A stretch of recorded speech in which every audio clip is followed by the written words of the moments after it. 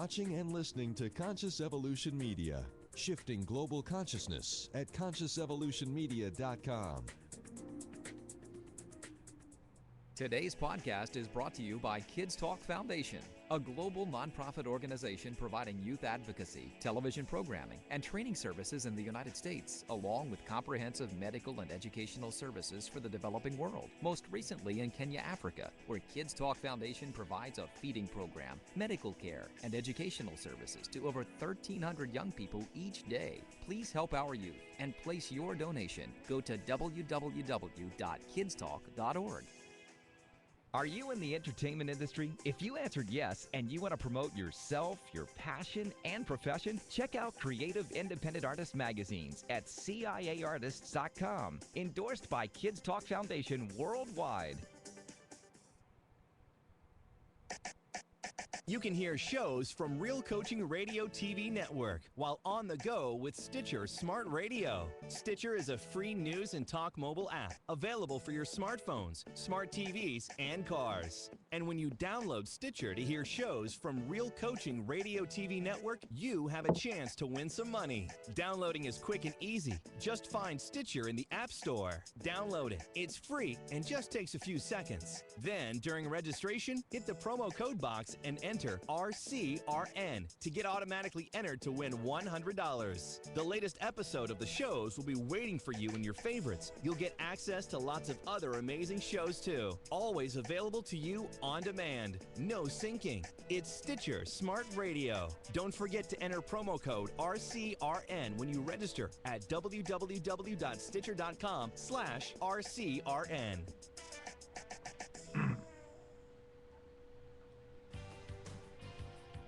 Today's man needs to be whole, more than just providing financial security for their relationships and families. Join us as we explore the social conditioning that has and is systematically disempowering men.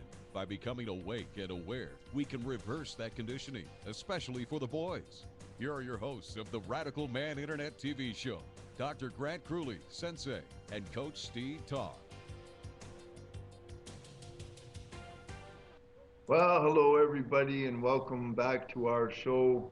I'm Sensei Crewley and my co-host Steve Toth, and we are welcoming today this lovely lady, my good friend Denise Rudder, and I'm excited. This is going to be an awesome show, so please listen up. And I'd like to introduce, well, first of all, Denise, welcome to the show. Thank you. And then hello Steve, how are you? Hi, Sensei. I'm doing great, thanks. Just coming out of this cold or whatever it is. Oh, yeah? Oh, your voice sounds a whole lot better, so I'm glad. But yeah, thanks. I feel better. Good, good. So this Denise is a remarkable woman. I've had the honor of working with her here at the Ultimate Health Chiropractic Clinic in Tennessee. Denise is a leader in the society here in Tennessee. She's a mother of two very fine young men, Will and Matt, and her husband Mike is an awesome guy. And Denise is a woman that I respect a very great deal, and that's why I wanted to invite her on tonight's show. So Denise, I'm going to open up with an interesting question. In your experience in life up to date now, is there anything that you think or have found to be a qualitative difference that's unique between men and women? Well, I think yes, and there's definitely more than one example.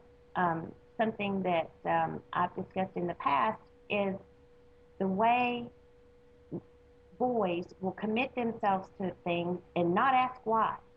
I coached basketball, all ages, all genders, and coaching the two different sexes really taught me a lot about the difference. You tell boys to, run through that wall and they'll look at you and do it. Girls will turn and ask why. That's absolutely true. So yeah, there's definitely that kind of a difference.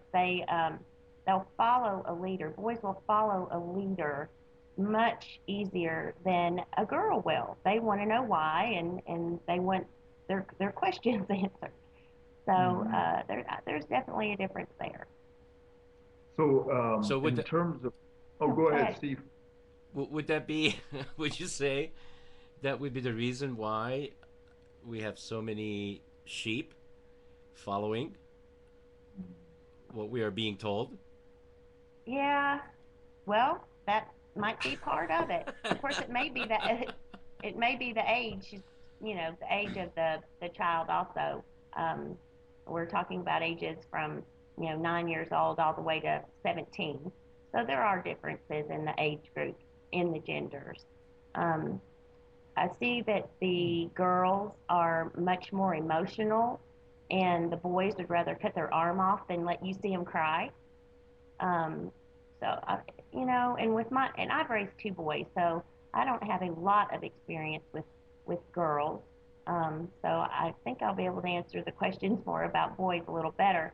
But those are just the differences that I've noticed. Um, So and so that boys think that crying is a weakness.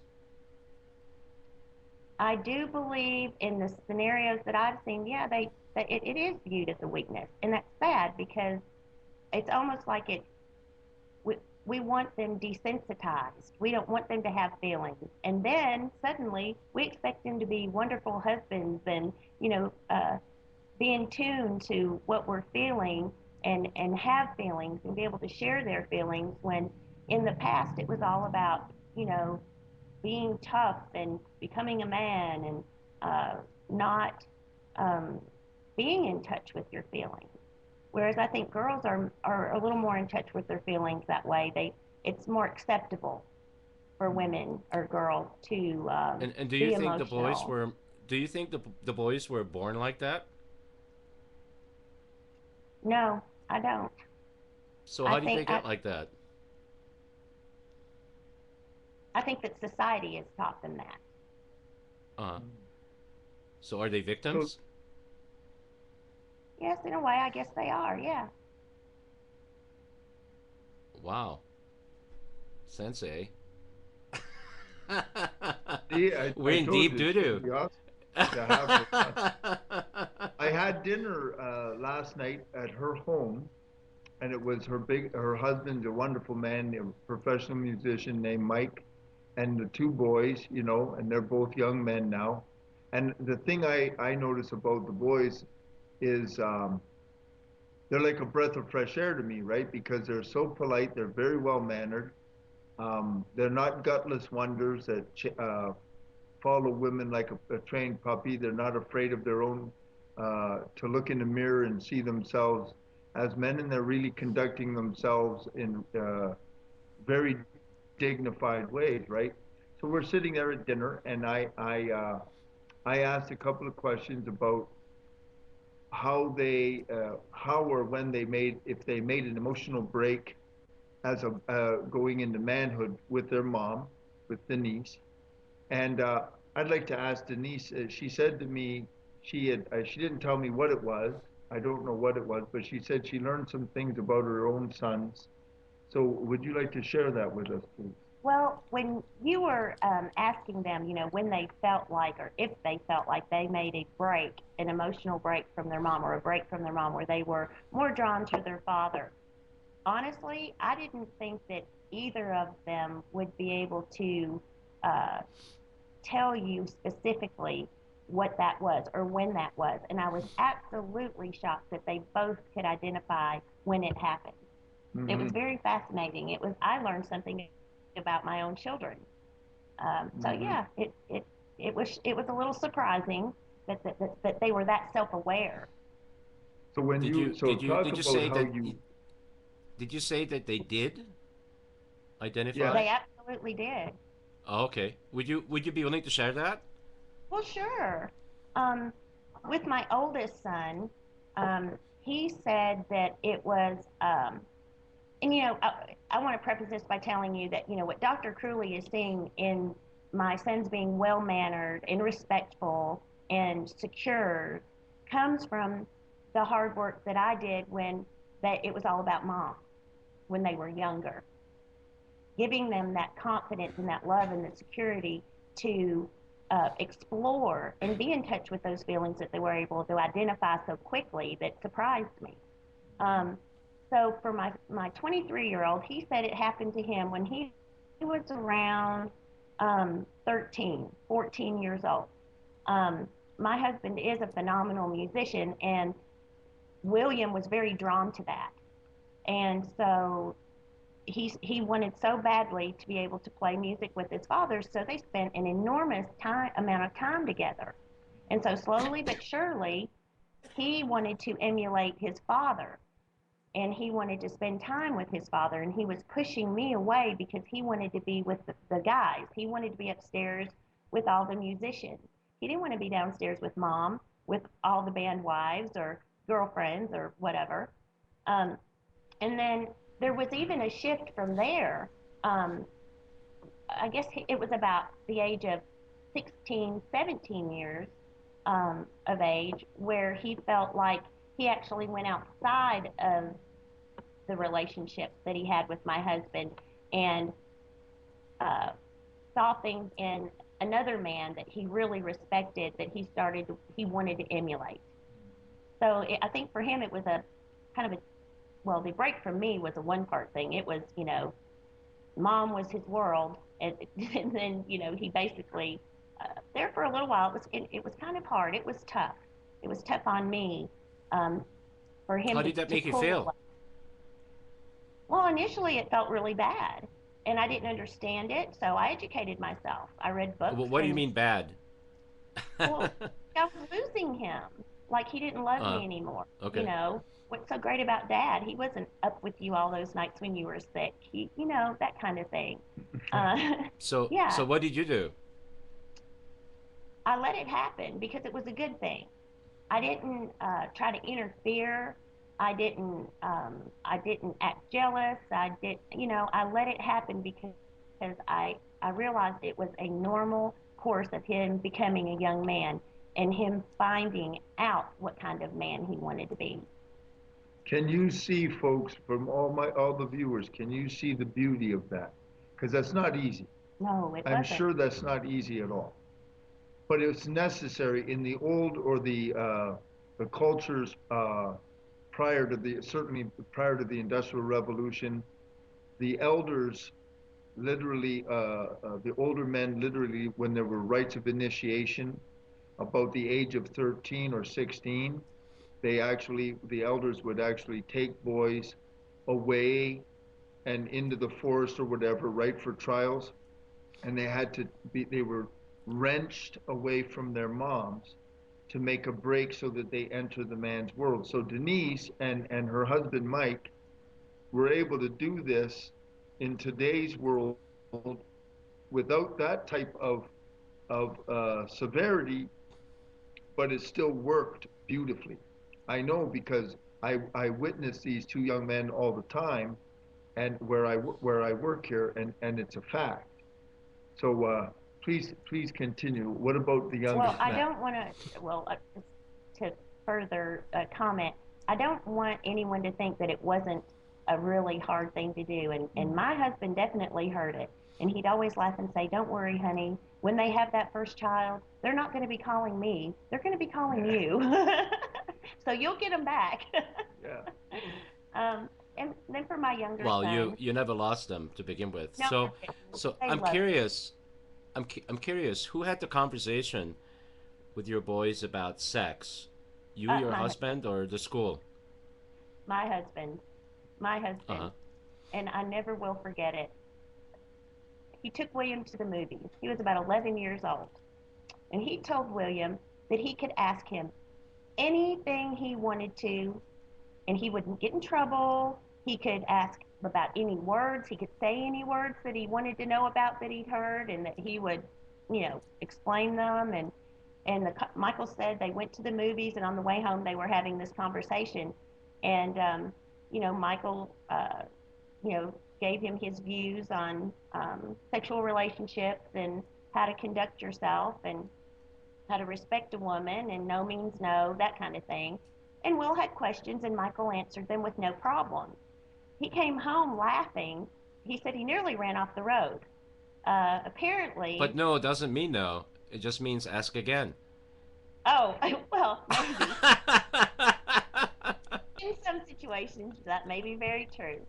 So they're driving along, and William says, "Well, Dad, I understand about a man and a woman." He says, "And I asked you what faggot meant, and you told me that it was when two men were together sexually." And he said, "I don't understand that. You're going to have to explain that to me." And so William was wanting details, and my husband just about ran off the road because he really wasn't quite sure how to, tell an 11-year-old this. So definitely my husband. Now that they're a little bit older and they have girlfriends, if they have trouble with their girlfriend or that kind of thing, they're more likely to come to me than they are for my husband for advice when it comes to their girlfriends. Yeah. And so then my 17-year-old, he'll be 18 this month. It happened a little bit later for him, that made perfect sense to me because his brother is 5 years older. So he had an older brother that he was involved with a lot. So the break for me, I don't know, maybe Matt wasn't as, I can't say that because he was very attached to me, but there was a third person in the mix. It was me and his older brother and him, where with William it was just the two of us. So the break happened a little bit later for Matt, and I think in both cases, with William and Matthew both, that what Michael did was give them help and assistance in becoming really good at something. For Matt, it was sports. It was soccer. He's a goalkeeper, and he worked very hard. Every word that Michael said, he was hanging on. And they spent a lot of time at the soccer field together. And I think that's what's missing in today's society more than anything is the fathers spending that time with their sons, giving them direction and helping them discover who they are and where their strengths are and developing those strengths and giving them that confidence in themselves to go out into the world as young men.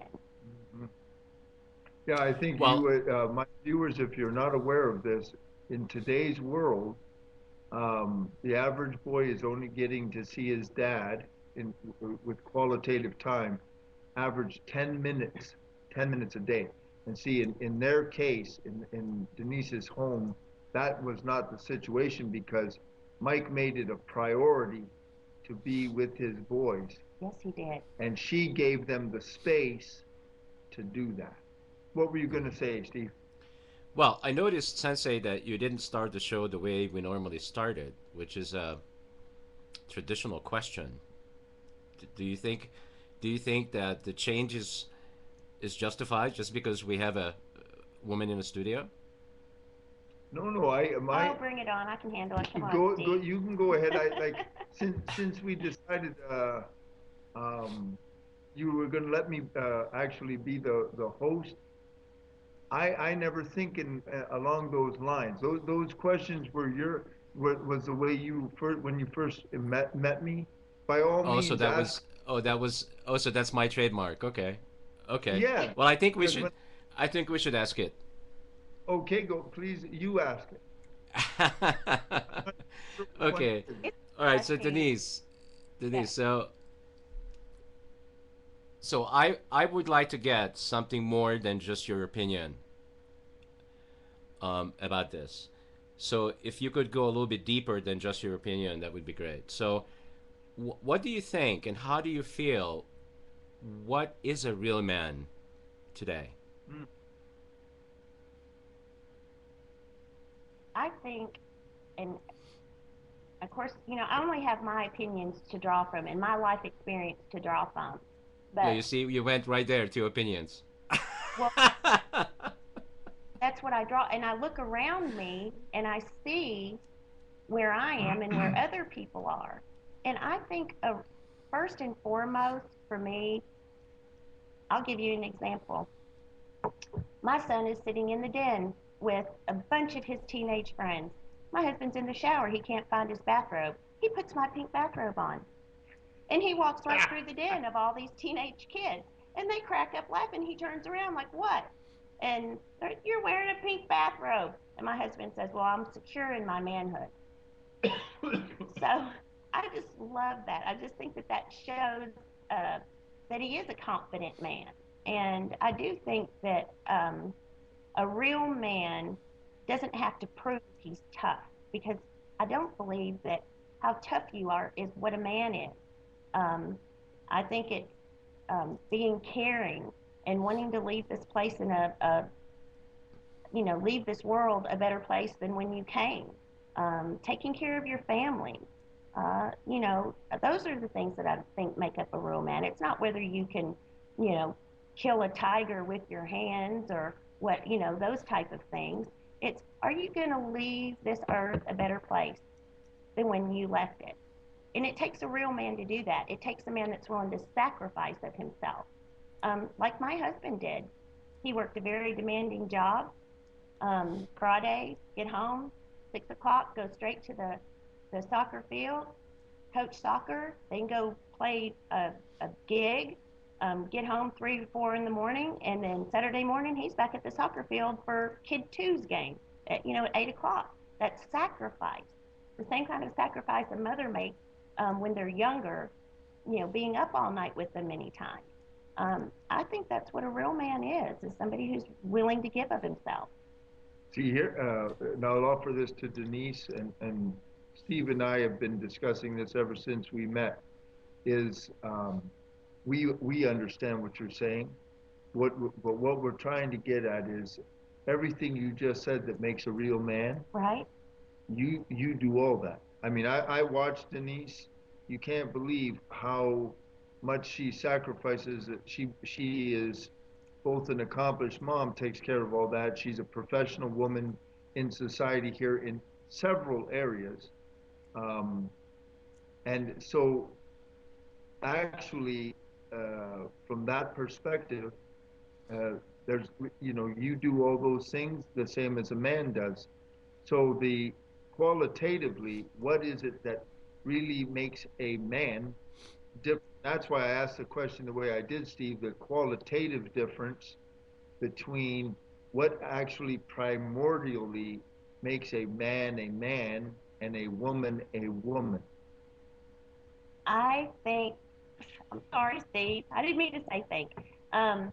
Women are definitely more emotional based and men are more visual. They're not emotionally based like women are. Men are more tactile and visual, and so to me that's one of the major differences.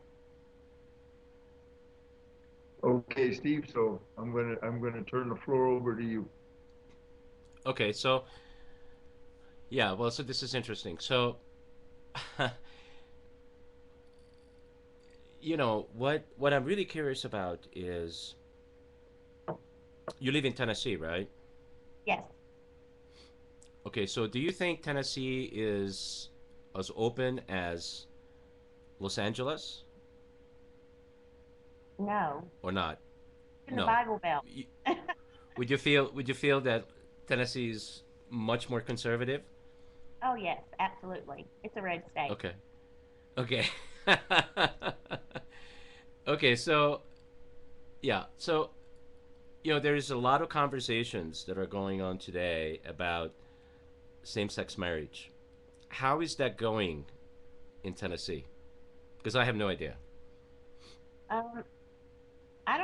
It's not, I'm not going to say that it's not as prevalent here in Tennessee, but I just spent the day in Nashville at the Capitol, Capitol Hill, with legislators and senators and congressmen and an amazing speaker, Art Laffer. And those things weren't discussed. It was, more about educating our kids, where we are economically. Tennessee's doing very well. I'm sure it's discussed, but it's not to the point where it would be in, Los Angeles or, other. So it's not in the headlines. It's not It's not something people in Tennessee talk about every day. No, it's Okay. not. What about pot? That's another conversation nationally Hmm. that's going on right now in a lot of places. Do you guys talk about pot? Yeah. I mean, it just came up for a vote. I don't know. It's not been that long ago. Um, and it very narrowly failed. I mean, they are saying that they think the next time they bring legalization issues up, that Tennessee will legalize marijuana. So where are you And how are going your with this? boys feeling about that? Well, my boys are kind of an exception. My 23-year-old doesn't drink. He, they don't do drugs. And the difference is, Steve, that when you were in school and I was in school and Dr. Crewley was in school, there were no drug testing. And if you wanted to find the partiers and the potheads, you looked on the football team and the basketball team and places like that. Our kids in Tennessee, now I don't know, about elsewhere, that are drug tested. They're drug tested if they want to play in the band, if they want to be in the chess club. It doesn't matter. You get a drug test. So that's a deterrent. So Steve, where are you Interesting. going with this? I don't understand. Where are you trying to take this? How does this pertain to the differences with men and women? I'm going to put you on the spot. Well, did we set a theme Yeah, I for the mean, show?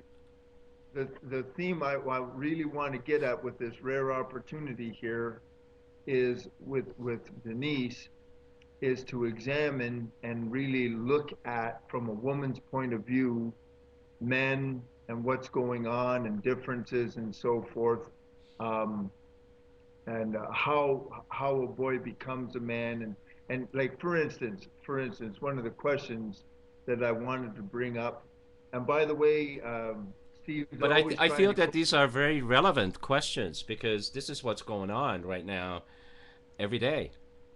Well, And maybe we women can and do that. men are responding differently to these things. Oh yes, I understand. I mean, I know that. But featured, and by the way, following Steve's coaching of me, folks, I got to remember to explain this or say this.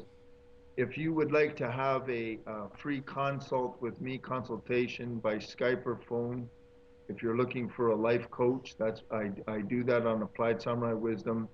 Go to contact me through Sensei at appliedsamuraiwisdom.com or through Radical Man, and take a moment and set up your free consultation with me, and we'll discuss, see if I can do anything for whatever problems you're facing. Uh, Denise actually started with me with Applied Samurai Wisdom, and I'm hoping that I'm making a Oh, difference you for her. have. But what I wanted to ask Denise for our show is this. Um, as Steve and I are real familiar with for many, many, many years now, the movement has been all about what women can teach men.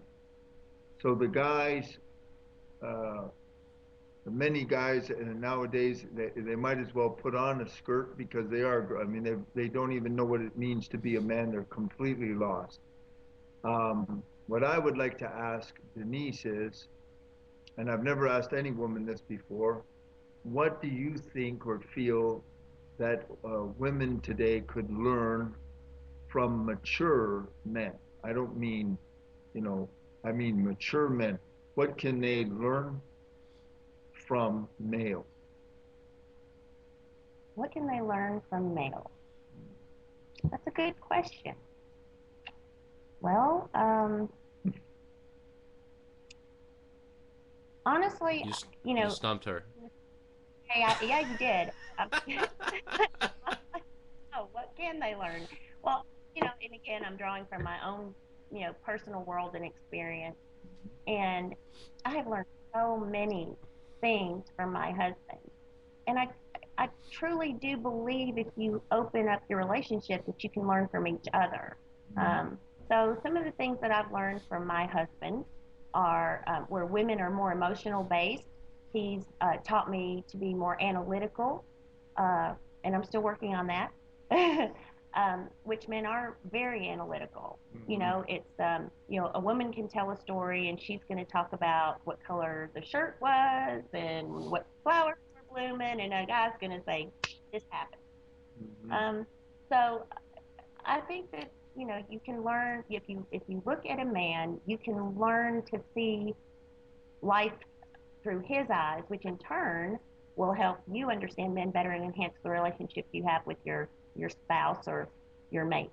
So would you say, to coin what I heard you saying is, from men you can learn clarity, like crystal clarity, like get right to get right to it without all the fluff. What else? What else? What else can men give to women? Okay.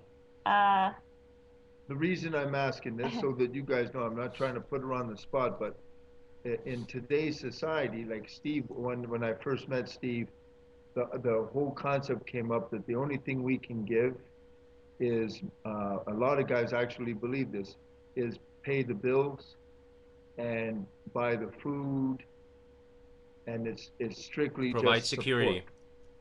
Yeah, provide security. So when you say security, are you referring to more financial security or emotional security? Because that's something that I draw from my husband greatly. I meant what society and what women look for primarily is to make sure that you have a roof over your head, you have car, job, and you're bringing in money. Because without those things, would be very challenging to bring up a family. Oh, absolutely. And that's what women think about. Women think about having babies and having kids and having families, and they usually don't. Well, there are always exceptions, but usually women don't choose a partner that's unable to provide those things, right?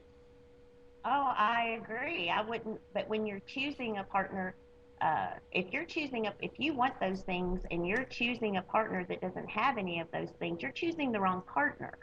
If you want someone who doesn't think family is important or where you live is important, I mean, those are all opinions. Those are all things, you know, everybody wants something different in their relationship, in their life. You know, I know of people who don't really care about what kind of house they live in or what kind of cars they drive. But there are other things that are important to them, like traveling. I have friends that do not have children. Neither of them, they didn't want children. It wasn't because they could not have children, but that is something that they had in common. It's why they're together. Does that make any sense? Well, sure, but things are changing radically. There are lots of women now that don't need men to provide financial security. They're making it themselves. Yes, there are many true. families now where the man stays home and takes care of the kids and the woman goes to work. And you feel this is a bad thing, the changing of the I didn't role. say that. I said things are changing. Yes, they are. They absolutely are. In some situations, you know, if the woman is better at bringing in the bacon, or and the man is, you know, he loves to cook and he loves being at home with the children, I don't see that as a negative thing. I don't see it very often, but yeah, it's changing, and women are more competitive in the workforce, and there are a lot more women working, which is, you know, I feel is a lot of why we're seeing the Generation X, so to speak. Well, everybody Sensei and I have talked about this on a number of shows where we feel pretty strongly that today a lot of men are becoming women and a lot of women are becoming men. Mm-hmm. And there's a lot of reasons why that's happening. Mm-hmm. And are we as humanity ready for this? Is this really what evolution is all about? You know, Steve, I had with our guest last week, we had this marvelous, really great guy, 10 rows on, And I had an epiphany because, I've been involved with Asia and professional Asian training in Zen and Sword and so forth for 40 years. And all of a sudden, when I was listening to Ten talk, I had an epiphany because so many people in America and so forth, they love the Dalai Lama, they love Asia, they love Japan, they're drawn to the spirituality and spiritual training. So Ten made the comment, he says, I'm not interested in men or women per se, I'm just interested in people. And here Correct. is what Yeah. this ties into what we were just discussing along with Denise, is those cultures, how here in America everybody's been married 2, 3 times, and we're having the same-sex marriages, and family structure has disintegrated, and all kinds of problems are happening. I mean, Denise's family to me is as rare as anything I've ever seen in like 30 years. Well, over there, that is not the case, and the trick is it's seamless. It's so seamless that if I talk to my sensei or I speak to Asians and I bring up these issues that Steve and I in this show addresses, they're actually not conscious of it because the ladies are ladies and they love being ladies, and the role is respected, and then the men are men, and they do, and everything fits so nicely that then they are therefore free to just focus on consciousness and so forth, and they do but here all of the roles and everything have become altered, changed, manipulated, confused, and consequently this kind of conversation. Once upon a time, no one ever heard of a place where they say, we have real butter, because all butter was real. Nowadays, we have real butter as opposed to fake butter. So in those Asian places, And we used to have real corn, and now we have genetically engineered corn. yes, exactly. So with see where I'm going with that, Steve? Like it Yes, suddenly I dawned. see. So Denise, here's something. I'm having an epiphany right now. Okay, so when I was growing up, you brought this up earlier. I don't remember girls looking like the way they look today. Like when I look at a 12-year-old girl today, they look 18 or 20 or 21. What's going on? It's the hormones in our food. It's in the milk. It's in the chicken. It's what they put in their grain, and the medications that they give them to make them grow faster. That is what we have. Girls going through puberty at 10 years old. I mean, that's crazy. Um, my niece in the 6th grade wore a size 11 shoe. It is because of what our government is allowing to happen to our food. Yep. I But truly is do it believe really the government, or is it each individual human that's responsible what they consume? Do Well, we we're have to respon- eat what they shoving down our throat? Are we victims? we don't have to, and I want to go back to something that Sensei Crowley was saying a second ago about the Asian society, and I wonder if, and I'm asking because I truly don't know, Yeah. if they live a more simple life. If and I don't mean that in a bad way. I don't mean, but if their pace of life is slower, they're not out there to get that BMW and get that 4-story home, and do they have different goals, or do they live more Well, simply? that's a very good question. Like say in Japan, no, that it's like here. If you're in Tibet or some other outlying place, it's real simple.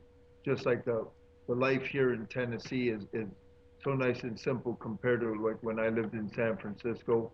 But the cultural the culture has not disintegrated, and the roles. It doesn't mean that they don't have marital problem, but it doesn't mean they don't have disagreements or that it's some kind of euphoria. It's just that it's so seamless. Uh, all of this stuff, and you see, I would challenge everyone watching, men, women, anybody, who are, when they're so fast to let the guys marry the guys and change everything, and now the movies, they show 13-year-old girls seducing the married man next door, and then everyone gets together and it's fine. Let me just ask you, do you see a positive in any of that? When everyone's divorced, the kids don't know their mom, they don't know their dad, blah blah blah. I don't see any kind of a benefit, and then when you watch people, millions of Americans gravitate to Zen and everything else, never actually noticing that the male female the roles in that are so harmonious. It's seamless. It's invisible even to them. They just take it for granted because they live in it. And so they, like Ten is looking at compassion only at human beings, never realizing really that that the that when he's dealing with Tibetan Buddhism, it's such a beautifully harmonious container. It's all happening with mutual respect between the males and the females, and nobody even notices. Okay, but Sensei, this is all really starting from the soil, the air, and water. And guess what? McDonald's has 30,000 plus stores worldwide. And what do you think their next frontier is? Asia, probably. I'm sure it's going to be Asia. You China. bet. Yeah. Now, by the way, they think that they're going to have more than 30,000 stores in China. When you ask that question to Denise, are we victims? Here's the trick, folks. Obama signed the Protection Act for Monsanto, and he was able to pass just the other day in a veterans bill something called the Food Modernization Act, which allows, so actually, Steve, to answer your question, now that all those parts are in place, the public is a victim. The lady that goes into McDonald's or the guy that goes into McDonald's morbidly obese is being lured like a fish looking at a worm because the molecules were changed by these huge corporations with their scientists. The message goes to their brain that they are not full, they actually need more, and they are being lured, and then they die of diabetes and it's an insidious, ugly thing. Just like for Denise, like Steve and I have been working for show after show with the media and how it's training the boys to just follow and obey women, and that they think that if they don't follow women, they don't have enough intelligence or wherewithal to take on their own life. But like the movie Mrs. Doubtfire, where the man is the husband, he looks like a fool when he's a man, so he dresses like a lady to look credible, even to his own kids. And ever since that movie, of course, I don't have anything to do with Robin Williams, because I won't support that. But do you follow me on that, huh? I do. Yeah. I do. I see. I understand what you're saying. I don't know that I agree with all of it, but I certainly understand where you're coming from. How do you and your husband, how do you as a woman support the boys cultivating masculinity? How do you do that?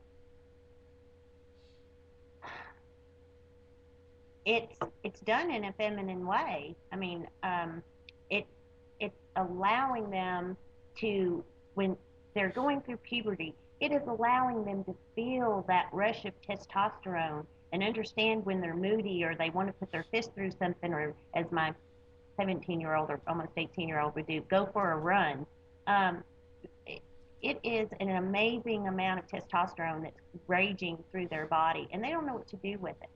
And I think that in our culture, when those things are happening, we label these kids as being bad or that it's bad behavior instead of learning about the behavior, understanding the behavior, and teaching our children how to deal with what they're going through. And that's what I try to do with my boys. Okay, but here's the Yeah, thing. so So there's a real simplicity to this. Denise, you are a woman, not a man.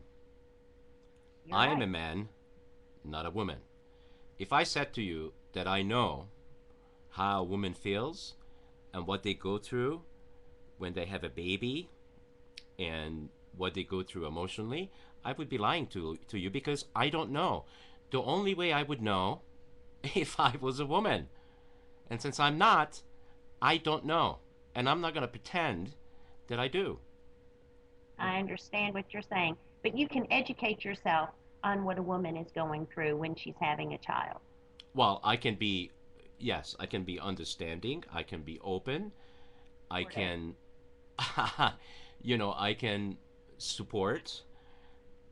But really, to really know what is she going through, I will never know. No, you're right. You won't. And I'll never know what my boys are really feeling. I just have an idea by trying to educate myself and uh, brainstorming in ways that I could help them learn to deal with what they're feeling. but do you see, Steve just brought up the most critical, Yeah. it's beautiful what you just did, because here's the crux of this. What nowadays they literally are trying to pretty much tell our kids and everybody else, especially, well, I won't go into, but that basically a man and women are exactly the same, except the man has one kind of genitals, woman has another. And that, of course, is nothing but nonsense. And that nonsense creates monumental trouble, horribly bad karma, destroyed society, all kinds of things. Period. All you got to do is just look at the news and any night. So Steve just brought up the thing that's the answer to my question. Qualitatively, you as a lady experience the world through uh, uh, foundational, primordial qualities that make you a woman, not just your genitals.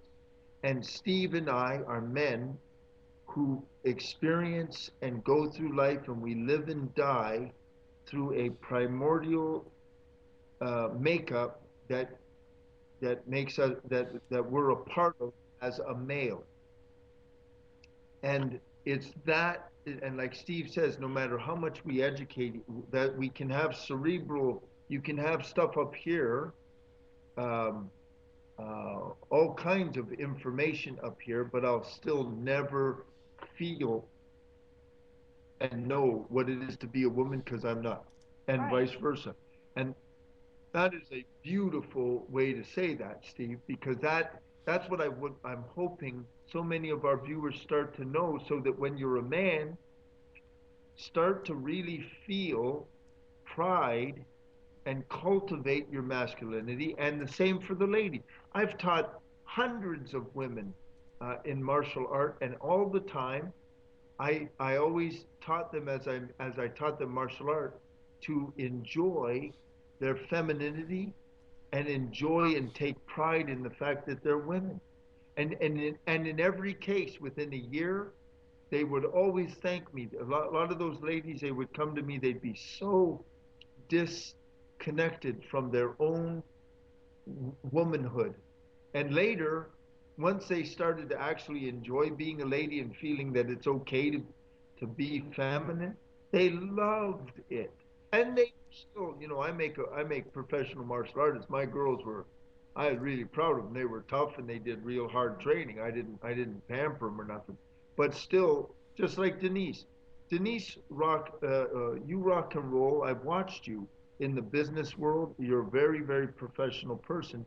And at the same time, Denise is always feminine and lovely and motherly and sweet. That's why I have her here beside me, because I respect her so much. She has all of that. So, So I talk have about something, that. some other thing that I want to say that's beautiful, and that is this. Are you ready?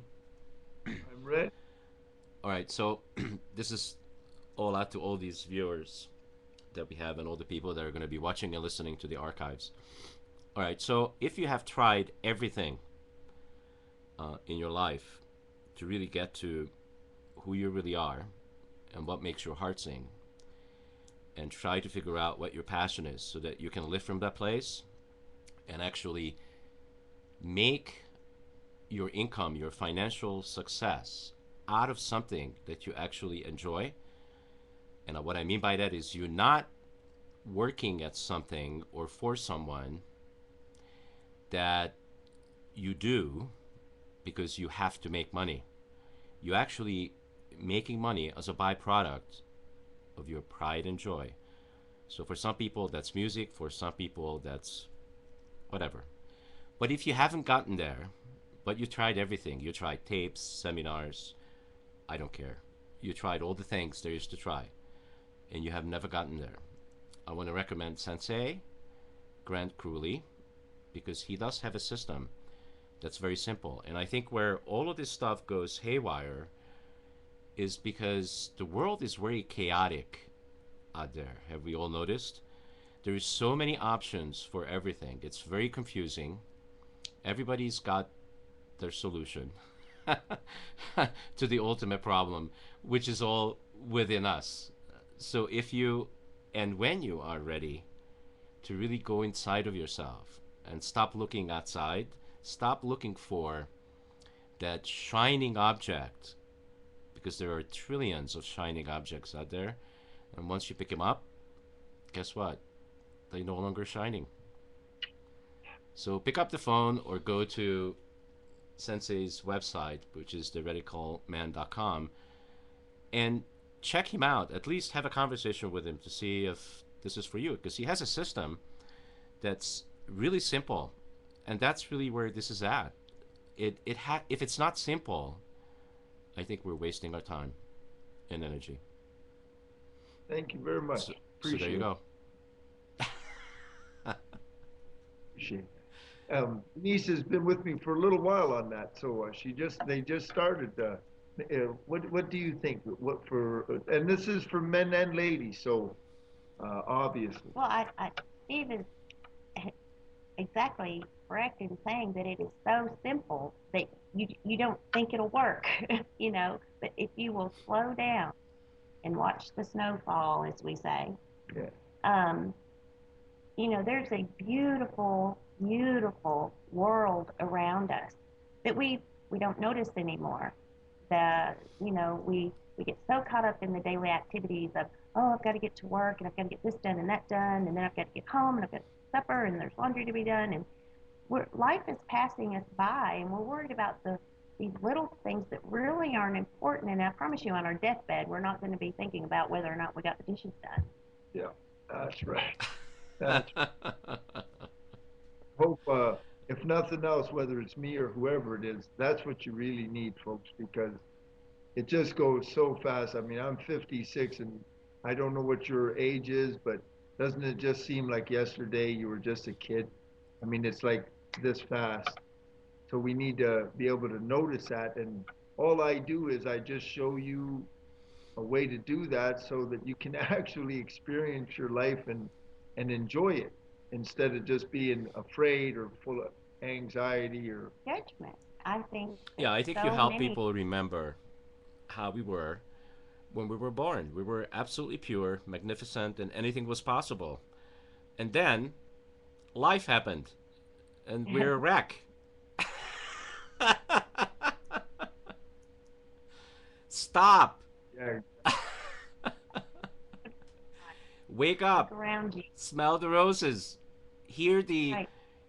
the beautiful birds singing. You know, it's something that happened to me for most of my life until I really became awake and conscious.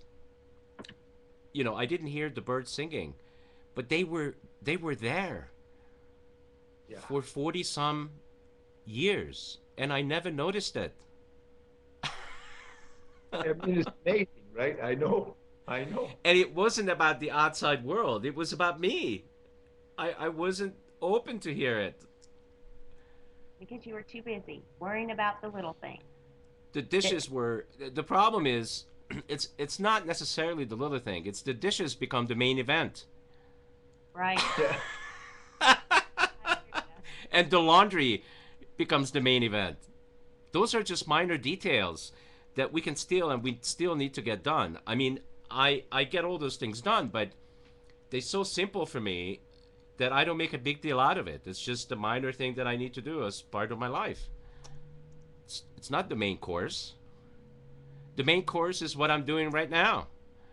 Being connected to both you, Denise, and to Sensei on a show that's have flown by. And this is proof and the truth that when we are conscious and we are awake and we are present, time disappears. Yeah, honest to God, it just seems like we've been talking for a few minutes. Yep. Oh my gosh. It's almost 10 o'clock. Wow. This is what's possible for everybody. You can live your life actually not bowing to time. Time is an illusion. It doesn't exist. Yeah. That is such a hard concept for so many people to grasp, you know, especially when you've got to be at work at 8 o'clock and, you know, you've got to take lunch at 12 o'clock. Our society is... That's a construct Yep. that we have agreed to. Right. And because we have agreed to it, it has become the norm. Yeah. It has nothing to do with reality. I'm just proving that just to you and to the viewers that reality can be altered. You just had an experience that seems like 2 minutes. We have 1 minute left for the show. I haven't even had a chance to ask a whole bunch of questions I wanted to ask, but that's okay because I was present with myself and with you. Yeah. There's nothing so wonderful and so precious as the present moment. Nothing. Future. Yeah, that's is why like- it's called the like- present. What did you say, Steve? I'm sorry, I missed you. That's why it's called the present, because it is. Yeah. That's right. And it is a present. Every moment is Yeah. a present, because we don't know when it's gonna stop. The mystery of So- life. So you guys that are listening, and for the ladies, take to heart what Denise and the three of us discussed tonight. And for you men, don't support or watch anything that humiliates men. Start to watch and give your time to things that respect men and at least motivate you or inspire you. Steve told me that motivation is nothing compared to inspiration. Be inspired, and then We can't motivate start- anybody, Sensei. People have to do that for themselves. All we can do is inspire them. Mm-hmm. So true. And like notice with men and women, think deeper than just clothes and genitals. Start to look in the heart and the deeper things that make up a human being. We are very profound beings, very, very profound, and you'll never find it if you don't look. If you know, just and that's where you have to sort of pause that big fast agenda and take it in, take life in. Okay, so I think we're gonna, for once, Steve, we're actually gonna stop on time. We used to go quite a ways over. Denise, thank you so much. And Sensei, one more thing. Oh, What yes, sir. if this whole gender thing is just a minor detail and it isn't the main course? Mm-hmm. Wow. Let's everybody think about that. Yeah, that's a good way to end it. That'll make them think, Steve.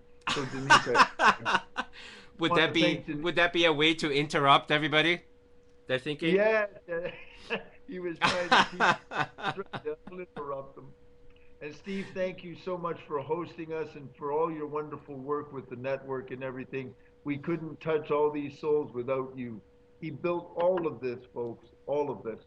And there are thousands upon thousands of people's lives being touched by Steve with all of his various guests and hosts and all the work. And he individually actually works with all of the programs. Try to feature that sometime. That's nothing easy. So well, we are going through a whole evolution, Sensei, that I might as well mention. So you can be thinking about it between now and next week. We are moving towards making Google Plus and YouTube our #1 channel for broadcasting, because that's where the millions of people are. Wow.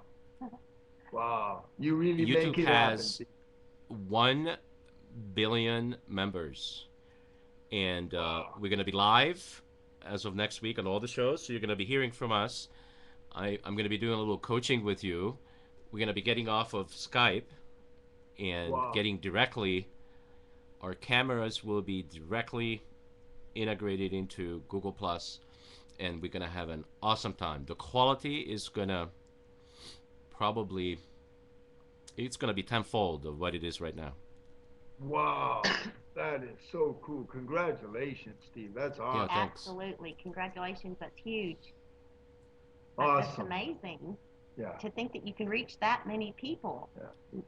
And Steve figures this all out. That's awesome, Steve. You're something else. You really know how to make things happen, pal. And I'm dedicating my life to constantly interrupt people. Yeah. Interrupt them in their beliefs, because their beliefs, most of them, are not theirs. They're somebody else's. They bought somebody else's belief. Yeah. Yeah. Well, I'm with you. It's time for everybody to get your own. Here we go. Bless you. That's awesome. Thank you all. See you next week. Thank you. Have a good night. Today's night, Steve. podcast is Good night, brought to you Denise. by Thank you. ObesityHotline.com, the silent killer, providing support and encouragement in the prevention of this rising epidemic. Featuring the Body by Vi Challenge. Is there a quick answer to the question? Go to www.obesityhotline.com. You're watching and listening to Conscious Evolution Media, shifting global consciousness at consciousevolutionmedia.com.